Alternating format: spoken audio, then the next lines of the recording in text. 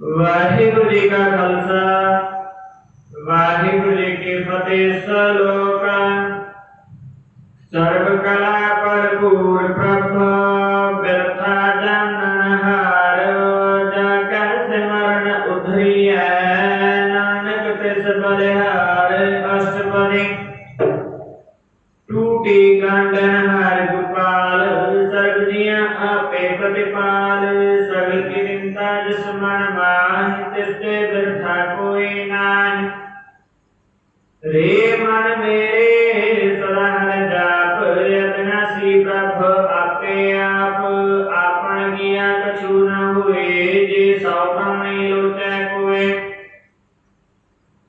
तिस बिन नाही तेरे किछ काम। गत नानक जप एक हर नाम।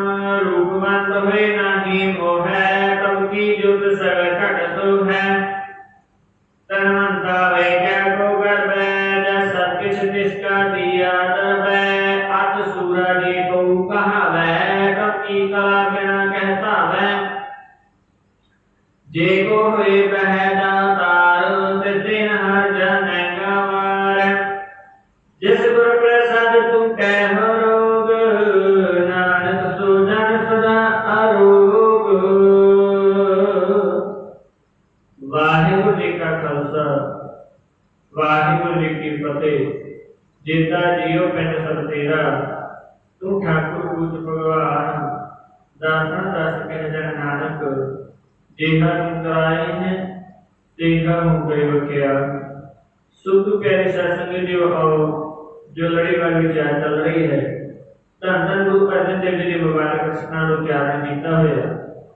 गौड़ी राग के सुपने से लड़ी खेत जो कि लड़ीवार की 15वीं अष्टपदी की आरंभता है जी। जो कि धन गुरु ग्रंथ साहिब जी मुबारक अंक 282 अंक में सुशोभित है। और श्रवण करना करिए अज की इस पावन अष्टपदी के विच भी जिहड़ा असीं मान करते हैं जे काम कर मैं करना या ये काम करन दा समर्थ मैं हाँ। यह हर एक काम मैं ही कर सकता दूजा कोई नहीं कर सकता। ये इस तरह दी मनोकल्पित गल्लां जिहदे विच साडी हमेशा का प्रगटावा हुंदा है। गुरु साहिब सानूं समझा के खंडन कर रहे हैं साडियां मनोकल्पित गल्लां दा। आओ विचार नाल जुड़ना करिए। श्लोक श्लोक की बख्शिश कर रहे हैं।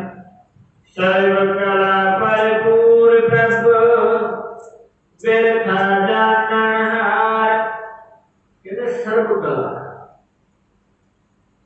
जिस तरह त्रेते के अवतार आए द्वापर के अवतार आए कलयुग के अवतार आए सतयुग के अवतार आए। हर एक कुछ सीमित कलावां सन। कोई 9 कला संपूर्ण कोई 11 कला संपूर्ण कोई 16 कला संपूर्ण। कहते वो जो सतगुरु है सर्व कला भरपूर सारिया कलावां भरपूर है। क्योंकि जिन्हें ये 9 जिहड़ियां 18 सिद्धियां के भंडारे बनाए ने खुद कितना बड़ा मालक होएगा। कहते वो हर एक चीज के समर्थ है। हर एक काम करने के समर्थ है। ऐसा दयालु है। बिरथा जाननहार इसे बिरथा किसी अलग जीव की गल नहीं की है कोई बिरला ही जानता नहीं। इतने है बिरथा जाननहार भाव हरेक जीव के मन का दुख जानता है। हरेक जीव के मन भी जानता है। क्योंकि सगल घटा के अंतरजामी अंतरात्मा नहीं जानता है। इसलिए कहते तू सर्व कला संपूर्ण है मेरे परमात्मा। हर एक जीव की प्रथा भी जानता है। हर एक जीव की मन की अवस्था भी जानता है। तैथों को नहीं रुके दुनिया तो रोक सकता है पर तेरे तो कुछ नहीं रोक सकता। जा कैसे मरण उधरी है नानक तिस बलिहार। कहते जिन्ना सिमरन कीते हैं ये हंकार तो इस बिरथा तो इस दुख तो डर तो सहम तो बचिया जा सकता है। नानक तिस बलिहार। इन दास नानक उस नाम तो उस ज्ञान तो बारने जाता है, बलिहारने जाना करता है। अष्टपदी, अष्टपदी भाव 8 पदियां का यह बंद है। टूटी गांडन हार गोपाल। एक वीर बेनती है, जिहड़े वीर बाणी पढ़ते हैं उन्होंने चरणों में इत्थे आया है टूटी गांडन हार। माफ करना, इनू असी मोस्टली टुट्टी बना लेते हैं। टुट्टी नहीं है, कोई चीज टुटन की गल नहीं की इत्थे। एक होर इसे पंक्ति दे विच टूटी गांडन हार गोपाल है, गोपाल नहीं है। क्योंकि इस अष्टपदी 15वीं अष्टपदी की आरंभता की पहली अष्टपदी की पहली पंक्ति है, जिन्हों गगे नूं 2 मात्रावां लगियां ने, ओड़ा भी है ते औंकड़ भी है। इसका मूल भाव रूप है गोपाल, भाव धरती का पालनहारा, और इत्थे उच्चारण होएगा गोपाल। औंकड़ सहित उच्चारण होएगा, घोड़े नाल नहीं होएगा। जिहदे माफ करना, कोई गोपाल कहा जाता है, कोई गोपाल कहा जाता है, कोई कुछ कहा जाता है, कोई कुछ। क्योंकि माफ करना सानू ना तो तत्व दस्या जाता है, ना असीं समझना चाहते हैं। असली अर्थ बनता है गोपाल, भाव धरती का पालनहारा। इत्थे बोलिया औंकड़ जाएगा, घोड़ा नहीं बोलिया जाएगा। कई वीर ज्यादा करते हैं, उन्होंने चरणों में बेनती है, जे दास नालों ज्यादा वधीक पता होवे ते दास नूं इतलाह कीता जाए, ताकि गुरबाणी का ये जिहड़ा निष्काम सेवा है इसे ही विचार गुरु संगतां तक पहुंचाया जा सके। क्योंकि मुखारणी के मुताबिक, काल रूप के मुताबिक जिहड़ा उच्चारण हुंदा है, जिहड़ा असली अर्थ बनदा है, उच्चारण ਉਹਦੇ उल्ट हुंदा है। असली अर्थ है गोपाल, धरती का पालनहारा। ਇਹਦਾ उच्चारण होएगा गोपाल। ते माफ करना, 99% ਅਸੀਂ गोपाल कह जाते हैं। 99% अपने आप को मेरे वर्गे भांदे संत भी, ब्रह्म ज्ञानी भी, अपने आप को भांदे ग्रंथी भी इत्थे मोस्टली गलतियां कर जाते हैं। टूटी गांडन हार गोपाल, क्योंकि जे इत्थे टुट्टी कह देता तो दूजी जुटी टुट्टी या किसी होर दी छुट्टी की गल बन जाएगी। टुट्टी की गल नहीं है। आओ विचारना थोड़ी, टूटी गांडन हार गोपाल कहते इत्थे जिहड़ी मन की प्रीति निरंकार तो टुट्टी है। गांडन हार गोपाल, वो मेरा धरती का पालनहारा, मेरा मालिक गंढन वाला है। प्रीति जोड़न वाला, तोड़न वाला नहीं है। संसार प्रीति तोड़ता है, निरंकार प्रीति जोड़ता है। इसलिए टूटी गांडन हार गोपाल, मेरा सतगुरु ऐसा है। सर्व दियां आपे प्रतिपाल, ते सारी जीवन को पालन वाला आप है। इंज नहीं भी मेहनत ना करेंगे तो पाल जाएंगे, नहीं। कहते रिजिक आप बनाने वाला है, रिजिक आप पहुंचाने वाला है, पर मेहनत आपको करनी पड़ेगी। मेहनत करनी पड़ेगी, उद्यम करेंगे या जियो कमाओगे सब कुछ, उद्यम तो करना पड़ेगा। इसलिए कहते हैं सर्वदिया पे प्रतिपालना भी कर रहे हैं। सगल की चिंता जिस मन माई, कहते सानू अपनी चिंता है, पर उस सतगुरु अकाल पुरख जिसने पैदा किया है उसनु सारी कायनात की चिंता है। कहना मतलब असी अपनी फिक्र करते हैं ना, ते माफ करना, गुरु साहब की बाणी ने कहा कूटे कूड़ आवे सै कोसा तिस पाछे बचरे छरिया। तेन कमर खलावे कमर चुगावे मन में स्मरण करया, सब निधान दा अष्ट सिद्धांत ठाकुर कर तल धरिया, सिर सिर रिद संभाले ठाकुर।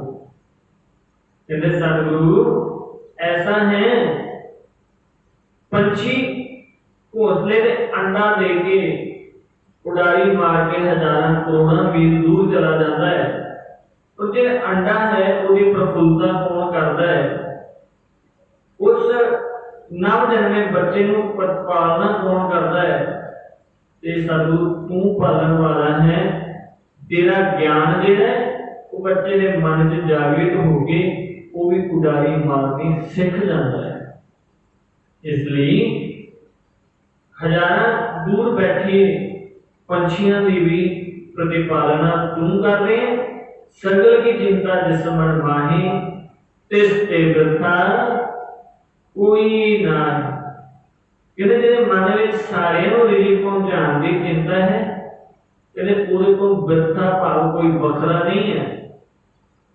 बेनती है पहली पंक्ति श्लोक में आया जी सर्व कला भरपूर प्रभ वृथा जानन हार। उथे दुख तकलीफ की गल सी, इत्थे है तिस ते वृथा कोई ना है, उस तो वांझा कोई नहीं है। अर्थ बदल गए ने काल रूप के मुताबिक, उच्चारण सेम है, शब्द सेम है, बट अर्थ बदल गए। क्योंकि इसलिए बेनती दास करता होता है कदे भी गुरबाणी की एक पंक्ति का कोई अर्थ नहीं बनता। एक पंक्ति का हमेशा अर्थ बनता है उसको पिछली पंक्ति को लेके। दो पंक्तियों का कंबीनेशन मोस्टली गुरु ग्रंथ साहिब है। दो पंक्तियों के रूप के नाल काल रूप संपूर्ण होता है। तो इसलिए जे अर्थ करना हो उस तो पिछला शब्द भी पढ़िया जाए, केंद्रीय भाव भी पढ़िया जाए, अर्थ होंगे। जिहदे मन च चिंता है उस तो वांझा कोई भी नहीं है संसार च।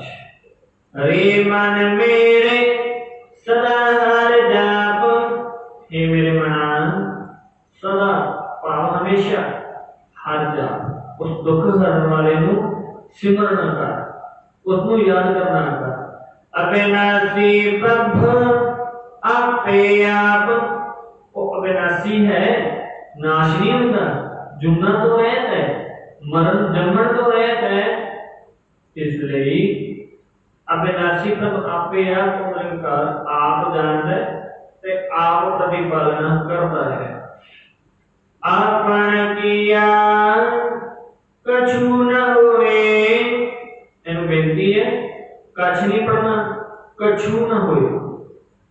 जो कोई जीव कहे मैं करना, ये एक छोटा सा उदाहरण है जो कि दास ने भी एक्सपीरियंस किया है।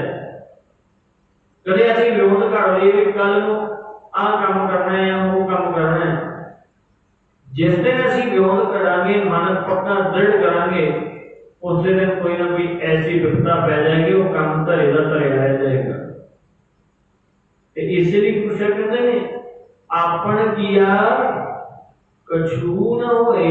जे हंकार वास्तव के काम करेगा काम नहीं निपटे करेगा कभी भी।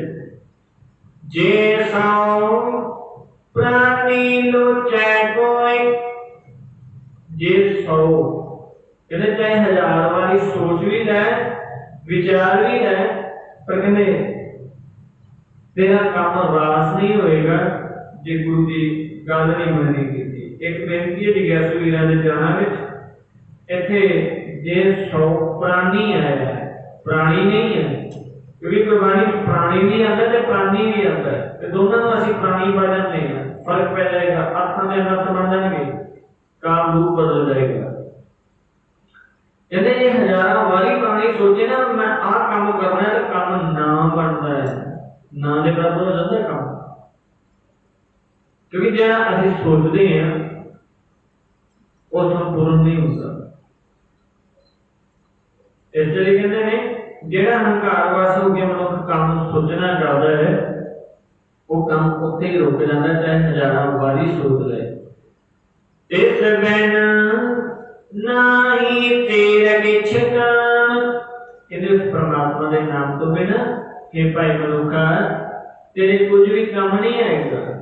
गत नानक जब एक हर नाम, जे मुक्ति चाहना है, जे अपना भला चाहना है, जप एक हर नाम। गुरु अर्जन देव जी कहते हैं नानक आखदा है मुक्ति चाहिए है ते उस एक अकाल पुरख करते न लुड़ जेड़ा सारियां कलावां संपूर्ण है। रूपवंत होए नाही मोह है।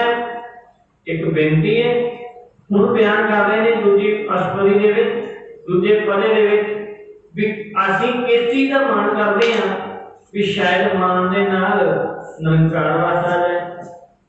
क्योंकि जो गुरु साहब ने बाणी च प्रमाण बख्शिश किया ना तू आवे वस किते सियाणप है, ना तू आवे वस बहुता दान दे, इस पंक्ति का पूरा इस अष्टपदी दे विच विस्तार रूप है। रूपवंत हुए ना ही वो है, कहते कोई जवानी दे विच भड़ सुहापण वाला भी हो जाए, ऐसा जवानी का रंग भी हो जाए, सोहना सुंदर भी हो जाए कि दुनिया देखती तकती रह जाए, पर कहते ना ही वो है निरंकार नहीं बस आता। शायद कह रहे मेरे को सुहापन है तो निरंकार बस आ जाएगा, गुरु साहब कहते नहीं आता।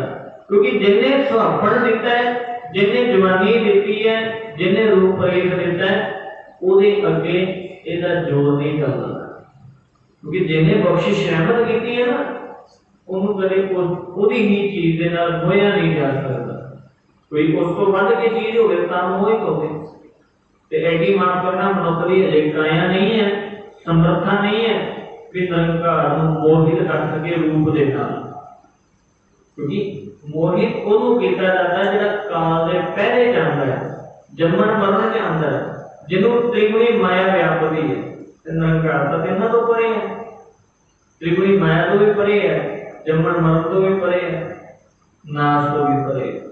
इसलिए कहते सुहापन भी होवे ना ही वो है, परमात्मा को वस नहीं कर सकता। प्रभ की ज्योत सगल घट सो है, क्योंकि परमात्मा की जी ज्योत रूप सत्या है हर एक जीव दे विच हर एक कण विच समाई है। धनवंता होए क्या को गर्व, कहते धनवान हो के अमीर हो के भी मान क्यों ना करे, जा सब किछ तिसका दिया दर्व, फिर भी निरंकार वस नहीं आता। क्योंकि ये जड़ा धन दौलत का मान है, ये भी बख्शिश निरंकार दी है, मनुख दी नहीं है, रहमत भी उसकी है। इसलिए क्या ना तू आवे वस किते सियाणप है, ना तू आवे वस बहुता दान दे। कहते धन दौलत ज्यादा हो जाए तां भी वस नहीं आता। क्योंकि किसी मनुख को ज्यादा धन दौलत होवे सारे भी आओ भगत करते नहीं, सुख में आन मिलत बहुत बैठत रहत केहू दिस के है, व्यक्त भरी सब ही संग छाड़ पूर्ण आवत की है। धन दौलत होवे सारे रिश्तेदार साथ संबंधी भी घेरनगे, पर माफ करना किते विपदा पै जाए ना, उससे मनुख अमीर नूं सारे साथ भी छड़ जाएंगे। इसलिए कहते ने अमीर हैं पर माफ करना निरंकार वस नहीं आ सकता, वो मन करके वस आएगा। गल नूं नेगेटिव ना ले जाना, ध्यान नाल गल समझण दी कोशिश करना जी। धनवंता होई क्या को गलत है, कहते की मन कर रहे हैं, जा सब किछ तिसका दिया दर्व, जेड़ा सारा कुछ धन दौलत ऐशो आराम दिता है, धीआं पुत्र दिते ने, ये उस निरंकार दी दात है। अद सूरा जे को कहावे, कहते कोई सूरा भाव सूरमा को आवे, अपने आप को बलवान, अपने आप को बलशाली को आवे, प्रभ की कला बिना कहता है, कहते परमात्मा की कला तो बिना, उस अकाल पुरुष की रहमत तो बिना कहता है, किससे बल आजमाइश कर सकता है, ऐसी समर्था नहीं है। क्योंकि जे निरंकार है शास्त्रों की पूंजी तोड़ के ते उस बलशाली को भी बलहीन कर देता है, ऐसा समर्थ है। कहते जे बल का भी मान करेगा, अपने जोर का भी मान करेगा, कहते ये भी निरंकार का दिता है, तेरा नहीं है। जे को हे वह करना जे आप सूरज जे को कहा है, प्रभु की कला बिना कहता है, जे को होए वह दातार, कहते भाई जो कुछ देता है ते जिथे बहना है, उठता है, सोता है, उस दाते की बख्शिश है। क्योंकि प्राणा घर विच आए ਪ੍ਰਾਹੁਣੇ ਨੂੰ ਅਸੀਂ ਆਸਣ ਦੇ ਦਈਏ, ਗਦੇਲਾ ਦੇ ਦਈਏ, ਧਰਾਣਾ ਦੇ ਦਈਏ, ਮਖਮਲ ਦਾ ਗਦੇਲਾ ਹੋਵੇ, ਤੇ ਜੇ ਪ੍ਰਾਹੁਣਾ ਪਿਆਰ ਲਾ ਕੇ ਬਹਿ ਜਾਏ ਜੀ ਇਹ ਚੀਜ਼ ਹੀ ਮੇਰੀ ਹੈ ਤੇ ਮੈਂ ਲੈ ਕੇ ਜਾਣੀ ਆ, ਤੇ ਮਾਫ ਕਰਨਾ ਉਹਨੂੰ ਸਾਰੀ ਕਾਇਨਾਤ ਮੂਰਖ ਕਹੇਗੀ। ਤੇ ਮਾਫ ਕਰਨਾ ਸਾਡੀ ਵੀ ਸੇਮ ਕੰਡੀਸ਼ਨ ਹੈ। ਦਾਤਾਂ ਨਿਰੰਕਾਰ ਦੀਆਂ ਨੇ, ਚਾਹੇ ਧੀ ਪੁੱਤ ਦੀ ਦਾਤ ਹੋ ਜਾਏ, ਚਾਹੇ ऐशो आराम की दात हो जाए, चाहे धन दौलत की दात हो जाए, चाहे ज्ञान की दात हो जाए, दातां निरंकार दियां हन। पर मनुख समझदा भी मैं लेके आया ते मैं लेके जानी आ। बस इन्ना भूलता समझण च सारी सारी उम्र लंघ जाती है। छोटा जिहा नुकता है पर यही नुकता समझण च सारी उम्र लंघ जाती है। तो गुरु साहब आज बख्शिश कर रहे हैं, कहते भाई जे कोई पैदा ਜਿਹੜੀਆਂ ਦਾਤਾਂ ਦਾ ਤੂੰ ਮਾਣ ਰਿਹਾ ਸੁੱਖ ਉਹਦਾ ਵੀ ਸ਼ੁਕਰਾਨਾ ਕਰ। ਤਿਸ ਦਿਨ ਹਰ ਜਨ ਗਵਾਰ, हे मूर्ख, गवार ਹੁੰਦਾ ਹੈ ਅਨਪੜ੍ਹ, ਕਿਉਂਕਿ ਮਾਫ ਕਰਨਾ ਇੱਥੇ ਤੱਕ ਗੁਰੂ ਸਾਹਿਬ ਨੇ ਕਿਹਾ ਪੜਿਆ ਮੂਰਖ ਆਖੀ ਹੈ। ਕਹਿੰਦੇ ਪੜਿਆ ਵੀ ਮੂਰਖ ਹੈ, ਅਣਜਾਣ ਹੈ, अनभूल है। कौन? जिस लभ लोभ अहंकार, जिहदे मन च किते लोभ आ गया भी मैनू होर धन मिलना चाहिए, मोह आ गया अपने धीआं पुत्रां दा, जे किधरे लालच आ गया मन दे विच ते बेईमानी किधरे जग गई, ते किधरे हंकार हो गया धन दौलत दा। कहंदे भाई इस लई कह रहे ने जे मूर्ख मना समझना कर इस गल नूं, ਇਹ ਦਾਤਾਂ ਵੀ ਨਿਰੰਕਾਰ ਦੀਆਂ ਨੇ ਤੇ ਦਾਤੇ ਨੂੰ ਯਾਦ ਕਰ। ਦਾਤਾਂ ਦੇਣ ਵਾਲੇ ਨਾਲ ਜੁੜ, ਦਾਤੇ ਨਾਲ ਦਾਤਾਂ ਨਾਲ ਨਾ ਜੁੜ, ਕਿਉਂਕਿ ਦਤਾ ਦਾਤਾ ਇੱਕ ਹੈ ਸਭ ਕੋ ਦੇਵਨਾ। ਤੇ ਸਾਡੀ ਕੰਡੀਸ਼ਨ ਕੈਸੀ ਹੈ? ਦਾਤ ਪਿਆਰੀ ਵਿਸਰਿਆ ਦਾਤਾਰਾ। ਕੋਈ ਬਿਰਲਾ ਹੋਏਗਾ ਜੇ ਧੀ ਪੁੱਤ ਚੰਗਾ ਸੁਜੱਜਾ ਨਿਕਲੇ, ਸੁਜੱਜਾ मिल जाए, आदर सत्कार करने वाला कोई बिरला होगा जो निरंकार का शुकराना करेगा, निरंकार का धन्यवाद करेगा। ते माफ करना 99% असि धन दौलत का छड्डो अपने धीआं पुत्र का भी मान कर जाते हैं। मान होंदा है जो आस उम्मीद तो बढ़ जाए वो मान च तब्दील हो जाती है, ते जो मान बढ़ जाए हंकार च तब्दील हो जाता है। ते कहते हरेक चीज जो बढ़ती है अत का हमेशा नाश होता है, कल्याण नहीं होता। इसलिए कहते ने कहते भाई उस देन हारे नूं याद रख, चाहे तेन सुहापन दिता है, चाहे तेन धीआं पुत्र दिते ने, चाहे तेन ऐशो आराम के साधन दिते ने, निरंकार का शुकराना कर। अखीरलियां पंक्तियां, जिस गुर पैसा टूटे रोग, कहते जिस गुरु की कृपा के नाल टूटे, शुरुआत आया सी टूटे, टूटी गंद नाल ऊपर, ते इत्थे आया टूटे तत्ते दे नाल आया, उत्थे पैंके दे नाल सी। उच्चारण च फर्क पै जाता है ते अर्थां च भी फर्क बदल जाता है। इसलिए बेनती जिहड़ी भी बाणी पढ़दे ने कृपालता करके ध्यान नाल पढ़ना करोगे। जिस गुर प्रसाद टूटे न रोग, जिहदी कृपा दे नाल हंकार का रोग टुट जाए, नानक सो जन सदा आरोग। कहते नहीं नानक गुरु अर्जन देव जी आखते हैं, नानक आखदा है सो जन ओही भगत, ओही प्यारा, ओही सेवक सदा आरोग, हमेशा आरोग रह सकता है। रोग तो रह हो सकता है केड़ा? जेड़ा गुरु की कृपा लैके गुरु की बख्शिश के नाल अपने हंकार का रोग तोड़ दे, हंकार खत्म कर दे, कहते वो निरोगी होके शरीरिक काल में सुखी होएगा। जे एक किरके मात्र में किते हंकार रह गया, क्योंकि हंकार सानू बाहर मुखी प्रचोलना बहुत घट रेयर आता है, कोई 1 या 2% बंदे नूं आएगा।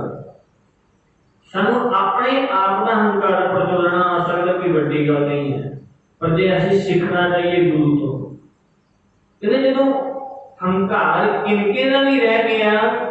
एक मिट्टी का कण होंदा है ना, जे इहदा भी हंकार रह गया तो वो भी माड़ा है, सुख नहीं मिलेगा मन का। इसलिए कहते ने हंकार छड़ मान, अभिमान छड़ मान करो तुझ उपरे। मेरे सतगुरु मैं अपना हंकार छड़ के तेरे ते मान करदा हां। इसलिए कहते वो मनुख, वो भगत, वो सेवक, वो जीव सुखी है जिन्हें अपना हंकार छड़ दिता है, अपनी मूर्खताई छड़ के सतगुरु की बाणी दे नाल, गुरु के ज्ञान नाल जुड़ गया है।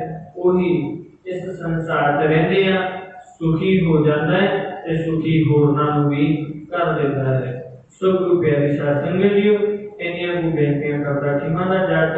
जे कोई गल चंगी लगी होवे धन गुरु नानक साहिब दे दरबार दी जान के, गुरु अर्जन देव जी दी जान के पल्ले बनना, अमल करना, जिंदगी कमाना, वध घट बोलिया रास्ता नाश करते हुए साध संगत देव शीश करो अरदास, अगे तो कथा विचारण करन दी इजाजत आ जावे। गज वज के फतेह दा जवाब फतेह दिओ जी। वाहिगुरू जी का खालसा, वाहिगुरू जी की